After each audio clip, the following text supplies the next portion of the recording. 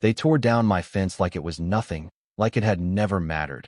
Like the last 50 years of my family's life could just be scooped aside with a machine and forgotten. And I'll be honest with you, I didn't raise my voice that day. I didn't threaten anyone. I didn't call a lawyer right away.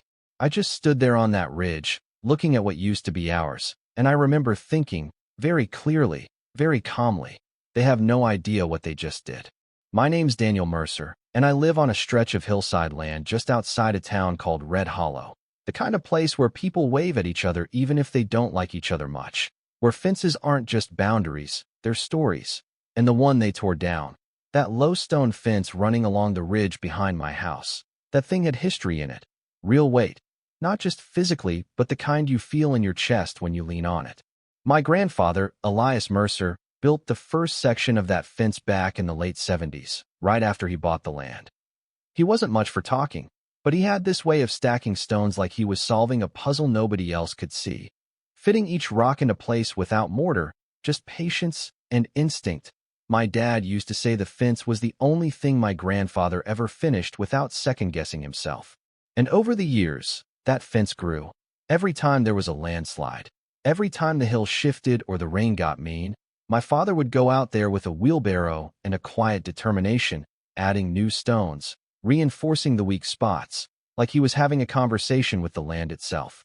I helped a few times as a kid, mostly carrying rocks that were too heavy for me and pretending I wasn't tired, just to hear him say, "That one'll hold." So yeah, it wasn't just a fence. That morning, I noticed something fell off before I even stepped outside. The wind, mostly, it came rushing straight through the back of the property. No resistance, no familiar hush, just this open, hollow sound that didn't belong there. And I remember pausing at the kitchen door, hand on the frame, thinking maybe I was imagining it. But I wasn't. By the time I started walking up the ridge, my stomach already knew what I was about to see. There's a kind of dread that doesn't come from fear, more like recognition, like your body's already caught up to something your mind is still trying to deny. And then I saw it. Or, I didn't. The fence was gone. Not repaired, not moved, not even partially intact. Just gone, like someone had erased it. Except the ground told the truth, gray stones scattered across the grass like bones, deep tire tracks cutting through the soil, chunks of earth torn up where the foundation used to sit. It looked violent, honestly, like something had been attacked. I stood there for a long time, longer than I probably should have, just staring, trying to piece together how something that had stood for decades could disappear overnight. That's when I heard the engines. Low, heavy, idling, the kind of sound that doesn't belong to quiet land. I turned, and across the ridge, beyond where our property line dipped into the valley, there it was, a full-scale residential development, cranes stretching up into the sky like metal skeletons, concrete columns rising in uneven rows, trucks moving back and forth like ants building something too big for them to understand. And right at the edge of it all, there was a freshly carved dirt path, wide, raw, cutting straight through where my fence used to be. I started walking toward it, slow at first, then faster, not really thinking, just moving. And about halfway there, a guy in a hard hat noticed me and started heading my way. He had that look, you know the one, polite on the surface, already dismissive underneath. "Morning," he said, like we were neighbors. I didn't answer right away, just glanced past him at the machines, then back at the path. "What happened to the fence?" I asked. He followed my gaze, then gave a small nod, like he'd been expecting the question. "Terrain optimization," he said. "We needed to widen the access route for equipment. That structure was outside your active use zone." I actually laughed at that, not because it was funny, but because it was so casually absurd. "Outside my use zone." I repeated. "Yeah," he said, shifting his weight a little. "Based on the survey maps, it wasn't within your primary footprint." I looked at him for a second, really looked, trying to figure out if he believed what he was saying or if it was just something he'd been trained to repeat. "That fence was built by my grandfather," I said, "and maintained by my father for 40 years. You didn't think to call." He gave me a tight smile, the kind that doesn't reach the eyes. "We followed all the necessary procedures," he said. "Permits, zoning, everything's been cleared." Of course it had. That's the thing about procedures, they don't always care about people. I nodded slowly, like I understood, even though I didn't agree, and then I just turned around and walked back toward the house, leaving him standing there with his clipboard and his clean boots. I didn't yell. I didn't threaten. I didn't even look back. Because somewhere in the back of my mind, something had started to click, a memory, faint at first, like a half-forgotten conversation, something my Uncle Ray had mentioned years ago when we were going through old property records after my dad passed. At the time, it hadn't seemed important, just a detail. But now, standing there with the wind rushing through a space that used to be protected, looking at a road that wasn't there yesterday and a project that clearly depended on it, that detail started to feel like the only thing that mattered. That evening, I walked the length of that new dirt path, slowly, deliberately, taking in every curve, every slope, every place where the land dipped just enough to make things tricky for heavy vehicles. And when I reached the bottom, where the path met the valley road, I stopped. Because I recognized that bend. Wide, smooth, the only safe turning point for anything bigger than a pickup. And suddenly, my uncle's voice came back to me, clear as day. "See that corner?" he'd said, pointing at an old map spread across the kitchen table. "That little strip right there? That's still ours. Developers got temporary access years back, but it ain't permanent. Never let anyone tell you otherwise." I stood there in the fading light, staring at that exact stretch of land, and for the first time since that morning, I felt something other than loss. I felt calm, not the kind that comes from acceptance, the kind that comes from knowing you have a move left. And I remember thinking, if they could erase my past without asking, then maybe it was time I reminded them who still owned the ground they were standing on. The next morning, I didn't go back up to the ridge. I didn't look at the damage again, didn't walk that path, didn't give them the satisfaction of seeing me circle the problem like I didn't understand it. Instead, I went straight down to the basement, to a metal filing cabinet that hadn't been opened in years, the kind that still smells faintly like dust and paper and time, and I started pulling drawers like I already knew what I was looking for, even if I couldn't quite picture it yet. My Uncle Ray wasn't a sentimental man, but he kept records like they were insurance against forgetting, everything labeled, dated, cross-referenced in his own messy handwriting, and I could almost hear him muttering as I flipped through old survey maps, easement agreements, county letters, all of it stacked in no particular order, but somehow exactly where it needed to be, and then I found it. A folded document, thicker than the rest, stamped in faded blue ink, edges worn but intact. Temporary right-of-way agreement. I remember just holding it there for a second, not opening it right away, because something in my chest had already shifted, like I knew this wasn't just paperwork, this was leverage. When I finally unfolded it, the language was dense, legal, the kind that makes your eyes glaze over if you're not paying attention. But I read every line, slowly, carefully, letting each clause settle in my head. The land description matched that bend in the valley road exactly. The same turning point the construction trucks were using now. And right there, halfway down the page, was the part that mattered. Temporary access granted for construction purposes during initial excavation phase, subject to revocation by landowner upon written notice. Temporary. Revocable. I actually leaned back against the cabinet and let out a breath I didn't realize I'd been holding. Not relief. Not exactly. More like confirmation, like the world had just tilted slightly back into balance. They hadn't just crossed a line. They had built their entire operation on one they didn't control. I spent the rest of that morning making copies, organizing documents, pulling anything that could support the claim, original property deeds, survey maps, tax records, even an old photograph of my father standing near that exact stretch of land, just in case it came down to proving continuous ownership. I wasn't guessing anymore, I was preparing. By noon, I was in my truck, heading into the district office. Now, if you've ever dealt with local administration in a small town, you know the pace. It's not fast, it's not efficient, but it is thorough in its own quiet way.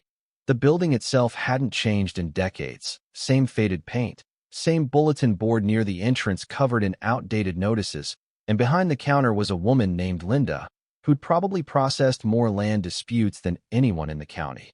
She looked up as I walked in, gave me a small nod. "Morning, Daniel," she said. "What can I do for you?" I set the folder down on the counter, opened it just enough for her to see the documents inside. "I need to file a termination notice," I said. "Right-of-way agreement. This one." She adjusted her glasses, pulled the document closer, scanning the header, and I watched her expression change. Just slightly, not dramatic, but enough to tell me she understood what she was looking at. Well, she said after a moment, this is old. Still valid, I replied. She nodded slowly. Yes, it is. There was a pause, the kind where both people know the next sentence matters. You understand, she said carefully. This could impact ongoing construction access. I met her eyes, kept my voice steady. That's the idea. She didn't smile, didn't frown, just gave a small, almost imperceptible nod, like she'd seen this kind of thing before, not often, but enough to recognize when someone wasn't bluffing. All right, she said. We'll process it. Might take a few days to move through the system. That's fine. And that was it. No drama, no raised voices, just paper changing hands. But I've learned over the years, sometimes the quietest actions carry the loudest consequences. The first couple of days, nothing happened. At least, nothing visible. The construction continued, trucks moving up and down that path, workers going about their routines, cranes swinging overhead like nothing had changed, and for a moment, I wondered if maybe I'd misread something, if the process would take longer than I thought, or worse, if they'd find a way around it before it even took effect. But then Monday came, just before sunrise. I was standing on my porch with a cup of coffee, the sky still that pale gray blue that comes before the day fully wakes up, when I heard it, not the usual steady hum of engines, but something sharper, more abrupt brakes. Heavy ones. I set the cup down and walked toward the ridge, not rushing, just curious. And when I got there, I saw them. Barricades. Bright orange, reflective, planted right at the valley bend like they'd always belonged there. A couple of county trucks parked nearby, hazard lights blinking, and a small group of workers standing off to the side, watching as the first line of construction vehicles came to a halt. One truck tried to inch forward, the driver leaning out the window, looking for a way around, but there wasn't one. That bend wasn't optional. It was necessary. Within minutes, the line started to build, concrete mixers, flatbeds loaded with steel, smaller vehicles caught in between, all of them stuck, engines idling, drivers stepping out, confusion spreading like a ripple. I stayed up on the ridge, far enough that nobody noticed me, but close enough to see everything. And I'll admit, there was a part of me that felt something I hadn't expected. Not anger, not even satisfaction. Something quieter, like watching a machine realize it couldn't move. By mid-morning, the site itself had slowed to a crawl. Without a steady flow of materials, everything started to back up. Workers gathered in small groups, checking phones, looking toward the road, cranes sitting still for longer than they should, their operators with nothing to lift. And then, around noon, I saw a familiar figure walking up the dirt path toward my property. The same site engineer from before. Only this time, he didn't look as relaxed. Mr. Mercer, he called out as he got closer, trying to keep his tone even. We've got an issue down at the access point. I nodded slightly. I heard.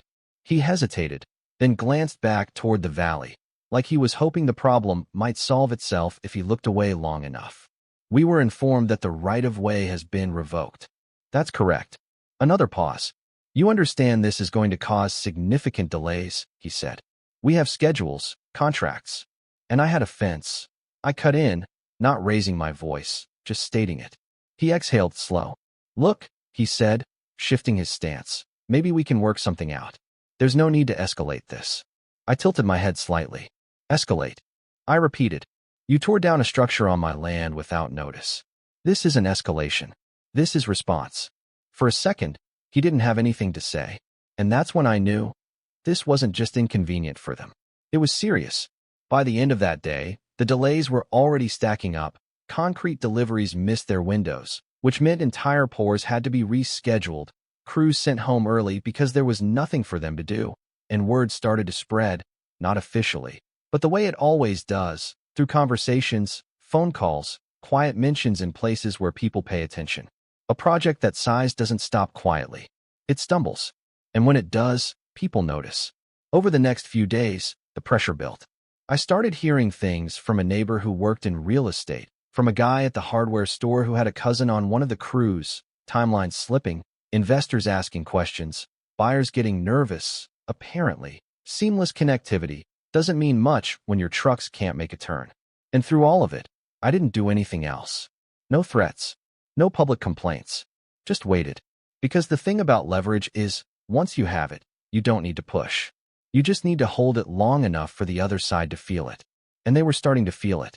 By the end of the second week, the whole situation had shifted. You could feel it, not just on the site, but in the way people talked about it. The tone had changed from confidence to concern, from "it'll get sorted" to "something's wrong." And that's usually when the people who actually make decisions finally show up. It was a Thursday afternoon when I saw the car pull up. Not a truck, not a site vehicle, a black sedan, clean, out of place against all the dust and half-built concrete. It stopped just outside my gate, engine idling for a second before the door opened and a man stepped out. Mid-50s maybe, well-dressed but not flashy, the kind of person who's used to walking into rooms and being listened to. He didn't bring a crowd, didn't send someone ahead, just walked up the path himself and stopped a few feet from where I was standing on the porch. "Daniel Mercer?" he asked. "That's right." He gave a small nod. "I'm Victor Hale, project director for Ridgeline Development." Of course he was. I gestured toward the empty chair across from me. "You made it out here faster than I expected," I said. He sat down, took a second to look out over the property, the ridge, the valley below, and I could tell he was measuring things, not just land, but distance, leverage, options. "We've run into complications," he said finally. "Seems that way." He let out a quiet breath, not frustrated, just recalibrating. "I'll be direct," he said. "We need access restored. The current situation isn't sustainable." I leaned back slightly, resting my hands on the armrests, letting the silence stretch just a little longer than was comfortable. "Funny," I said. "I had a structure up there that wasn't sustainable either, apparently." His jaw tightened, just a fraction. "I've reviewed the reports," he said. "What happened with the fence shouldn't have been handled the way it was. That's one way to put it." Another pause. He glanced toward the ridge, where the broken line of stone still marked the absence more than the presence. "We're prepared to rebuild it," he said. "At our expense.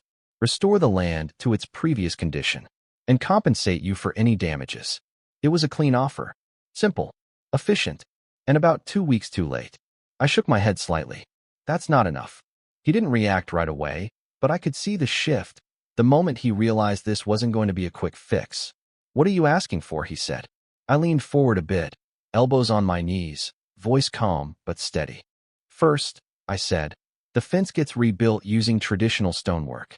No shortcuts, no prefab. I want it done the way it was originally built, piece by piece." He nodded once. "That's reasonable." "Second," I continued, "that ridge gets officially recognized as a protected heritage boundary. Filed, documented, no future optimization decisions touching it without my consent." That one took him a second. "That might require some coordination with zoning." "Then coordinate," I said, not raising my voice, just holding the line. He studied me for a moment, then gave a slow nod. "All right." "And third," I paused there, just long enough to make sure he was paying attention. "If you want to keep using that road, it's not temporary anymore. It becomes a permanent easement. With a fee.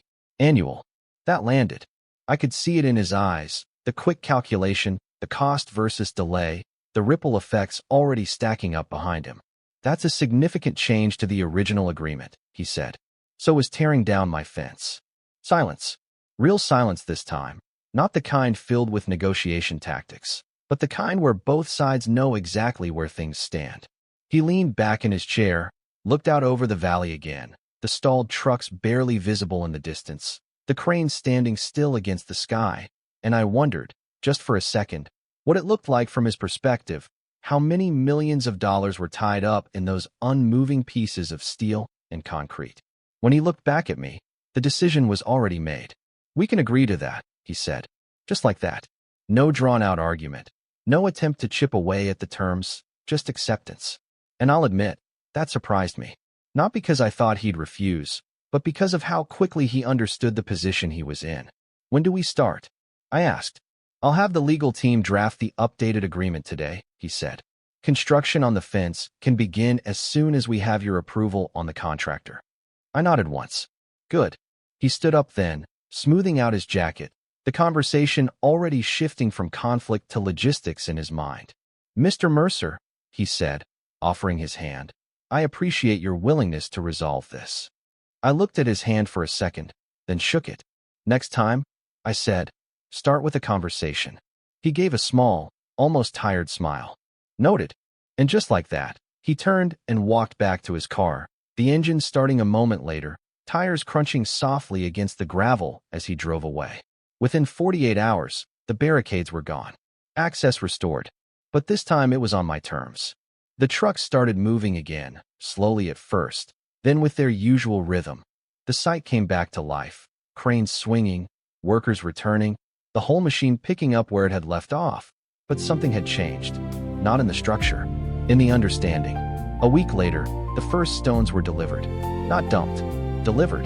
Carefully selected, stacked near the ridge like they mattered.